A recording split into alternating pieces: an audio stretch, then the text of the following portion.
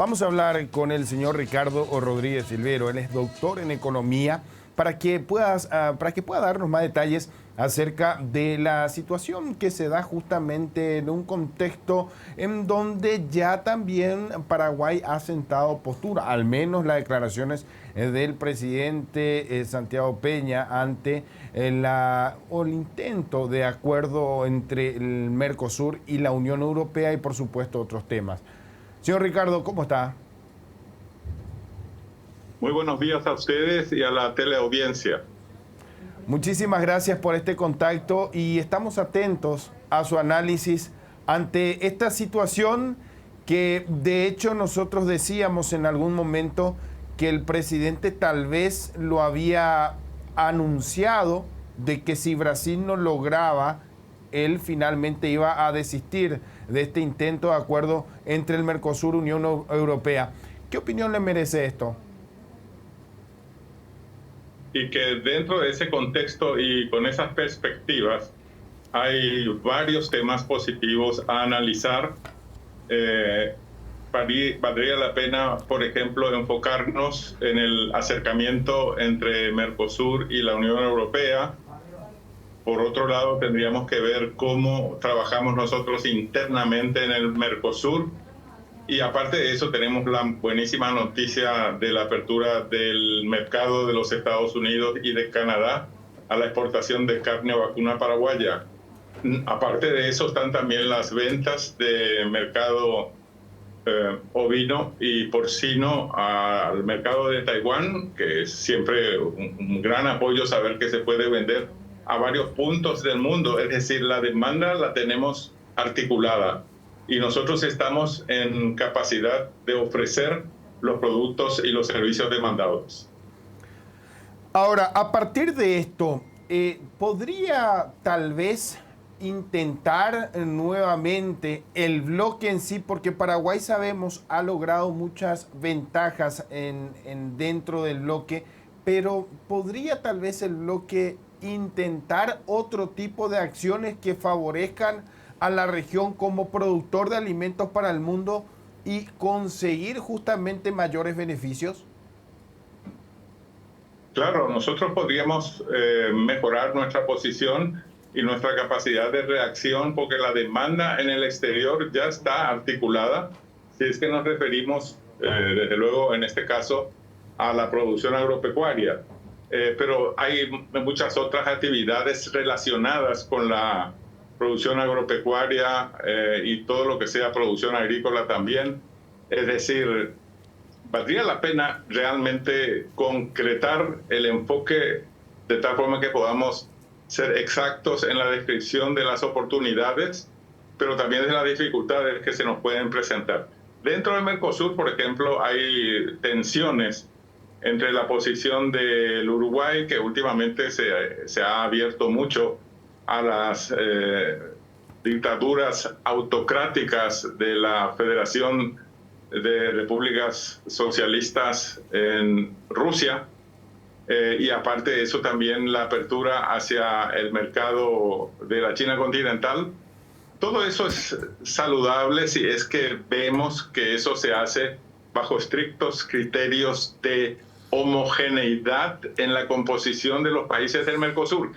Y resulta que allí es que estamos teniendo dificultades porque vemos que el Uruguay está dando puertas abiertas a las grandes autocracias mundiales, mientras que esta parte de América Latina y el Caribe y también los Estados Unidos y también la Unión Europea está poniendo mucho énfasis en que la cooperación se articule dentro de las coordenadas de los Estados Unidos, de la Unión Europea y de las otras democracias occidentales.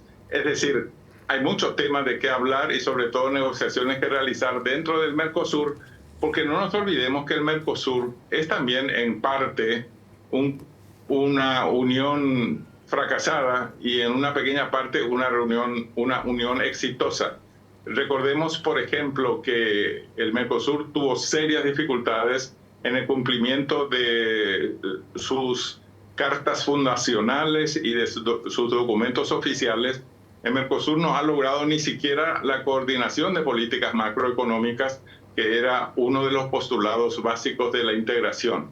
En ese contexto hay muchos ajustes de tuerca que realizar en el Mercosur y por otro lado ver cómo actuar homogéneamente con otros países de tal forma que Paraguay no esté dando solo la cara ante estos desafíos mundiales, sino que lo puede hacer, por ejemplo, en comunidad con el Brasil y con otros países que puedan ofrecernos a nosotros en Paraguay también la posibilidad de mejorar nuestra productividad, por un lado, y por otro lado la posibilidad de que seamos exitosos en la integración económica internacional. Tomo parte de sus palabras, habló de homogeneidad y esto es muy importante y lo digo porque mencionó al Uruguay, que desde hace un tiempo prácticamente ha demostrado su interés particular y no como grupo dentro de la unificación de objetivos, digamos, como bloque, de poder seguir avanzando en nuevos mercados. Ahora bien, a esto debemos sumar la situación también del Brasil con el nuevo gobierno de la Argentina. Pareciera ser que esto genera una aspereza dentro de tal vez los intereses o al menos el intento de unificar criterios dentro del Mercosur para poder avanzar como bloque. Esto debería entenderse también con lo que había dicho el presidente de mirar un poquito más adentro para antes de seguir intentando al menos avanzar. Sí, es cierto eso. Y a esa perspectiva yo le agregaría la otra perspectiva actual en nuestras relaciones con la Argentina. No nos olvidemos que hemos tenido graves dificultades de relacionamiento con la Argentina, no solamente en términos de comercio bilateral, sino también en términos de la represa hidroeléctrica de Yacyretá. La relación con la Argentina ha tenido en el pasado más aspectos negativos que positivos. Eso puede variar a favor con la asunción al mando del presidente Milei. Solo que tenemos que ser conscientes que el presidente Milei se propone una política económica dentro de una filosofía totalmente libertaria, en la que entra en contradicción no solamente con el Fondo Monetario Internacional, sino también con otras autoridades continentales.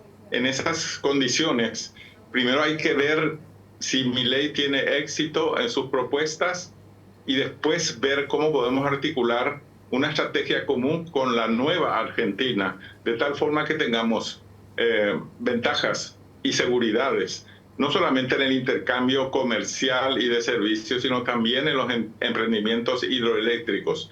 Yo creo que todo está por verse en la Argentina. No nos olvidemos que Milei ha hablado del cierre del Banco Central, mientras que el Fondo Monetario Internacional al que está debiendo 48.000 millones de dólares. El Fondo Monetario Internacional pone énfasis en la fortaleza del Banco Central. Es decir, las dos cosas en forma simultánea son imposibles de alcanzar. Hay que uniformar ahí la posición de Milei con la posición del Fondo Monetario Internacional. No es cualquier autoridad internacional la que le está poniendo y marcando pasos a la Argentina. Es nada menos que el Fondo Monetario Internacional. Es decir, no nos apresuremos. Primero tenemos que observar con atención cómo se imponen la razón y el conocimiento técnico con apoyo de las autoridades internacionales y del Fondo Monetario Internacional ante la veleidad o el entusiasmo libertario del presidente Milei.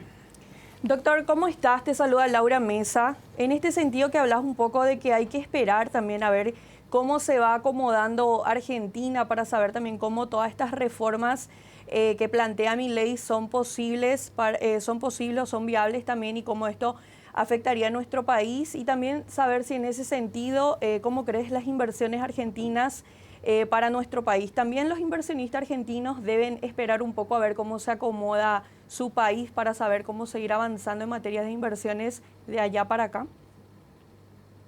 En ese sentido, hay un aspecto relevante y positivo a destacar en las relaciones entre los argentinos. Ahora ya no hablo del gobierno anterior ni del actual, sino que al ciudadano argentino común y corriente y al inversor argentino común y corriente están haciendo una larga cola por invertir en Paraguay en igualdad de condiciones con otros y ver cómo solucionar las dificultades que estamos teniendo en Paraguay para los inversores internacionales que están deseosos de invertir en Paraguay. Hay veces que el problema no está en la ausencia de interés de inversores internacionales, no solamente de los argentinos. A veces el problema está en la burocracia que tenemos en Paraguay, por ejemplo, para agilizar la radicación de inversiones extranjeras en Paraguay y facilitar también la inscripción de sus representantes y de sus accionistas en todo lo que sea formalidades para la constitución de inversiones y de empresas en Paraguay. Tenemos mucho que mejorar en Paraguay en ese sentido. Ahora bien, cuando hablamos de las medidas económicas de Milei, ¿esto podría de cierta forma favorecer al mercado de la región o al menos al equilibrio dentro de la economía de frontera? Me refiero a esto principalmente porque es uno de los factores que nos afecta directamente a nosotros como economía de frontera, que tiene un peso muy significativo, y sabemos que detrás de esto también aparece el contrabando. Paraguay ha sido siempre el país del contrabando. No podemos pretender nosotros solucionar el problema de la no registración o de la subregistración del valor de las mercaderías intercambiadas, tanto en términos de exportaciones como de importaciones. Pero dentro de ese contexto, dentro de esas coordenadas de un contrabando tradicional en Paraguay, va a ser difícil que nosotros pongamos ahora, digamos, frenos a la actividad ilícita, sabiendo que Paraguay siempre fue el reino del contrabando. Tenemos que ser conscientes de eso y ver, en todo caso, cómo mejorar las posibilidades de reacción del nuevo gobierno paraguayo en términos, por ejemplo, de política cambiaria. Porque como no sabemos qué va a pasar con el peso argentino versus el dólar, no sabemos todavía si va a dolarizarse la economía argentina. Es decir, tenemos que juntarnos todos, no solamente el gobierno por su lado, sino el gobierno con apoyo del sector privado también y de las organizaciones de la sociedad civil, para ver cómo podemos sacar mejor provecho de esta situación actual.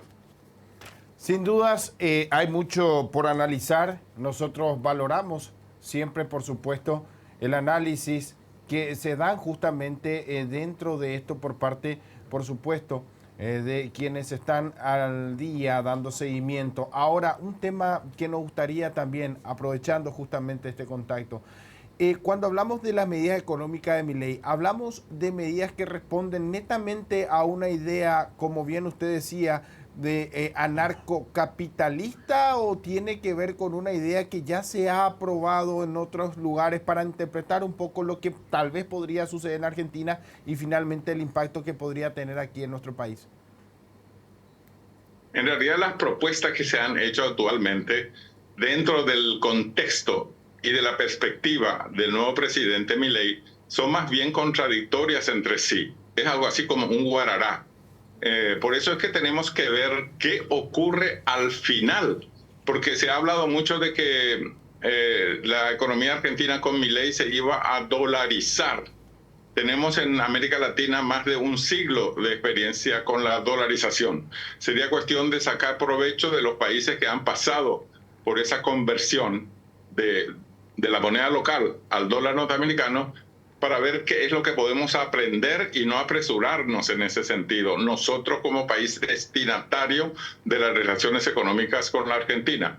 Ahí hay que ver dentro del contexto del poder ejecutivo nuevo de Milei, qué deciden respecto a la tan mentada dolarización, por un lado, y cómo arreglan esa contradicción entre que Milei dice que hay que clausurar el Banco Central, mientras el Fondo Monetario Internacional se reitera en que hay que trabajar con el Banco Central.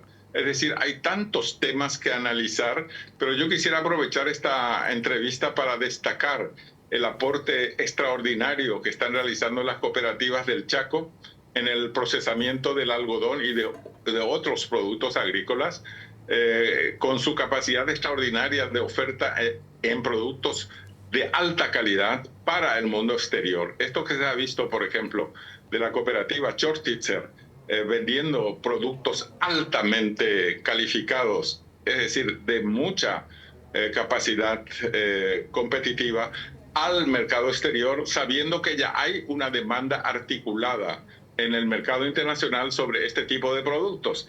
Enhorabuena la noticia con la que nos confronta la cooperativa Chotizer en el Chaco respecto a este producto que han analizado ustedes. Esto es muy importante y reitero porque siempre se ha hablado de la necesidad de la industrialización de la materia prima en nuestro país. Pero también hay otro punto que, aprovechando justamente que mencionó lo del algodón en el Chaco, todavía es la fórmula la de tratar de generar mayores ingresos, digo, por parte de la inversión con en lo que hoy día presenta en cuanto a tasas, en cuanto a tributos principalmente, porque se habla de inversiones importantes, pero sabemos que Paraguay tiene un atractivo muy importante para estas inversiones que tienen que ver directamente con todo esto. Ahora, ¿esta es la fórmula? ¿Se debe mantener todo esto? Hay algunas cosas que mejorar en términos de políticas económicas internas, ¿verdad? Pero creo que dentro de las coordenadas actuales, la cooperativa Chotizer y las demás cooperativas en Paraguay están demostrando en la práctica que es posible hacer inversiones rentables con posibilidades extraordinariamente buenas de colocar esos productos en el mercado internacional. ¿Qué más podemos pedir para el desarrollo no solamente del Chaco, sino de todo Paraguay? Sin duda, señor Ricardo, muchísimas gracias.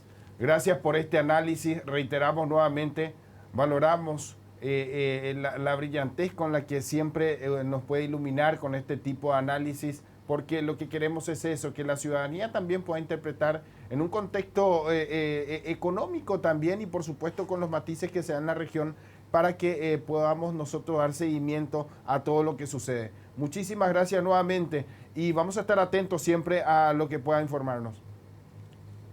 Ha sido un gusto estar con ustedes. Enhorabuena por este programa y hasta pronto. Muchísimas gracias. Hasta la próxima.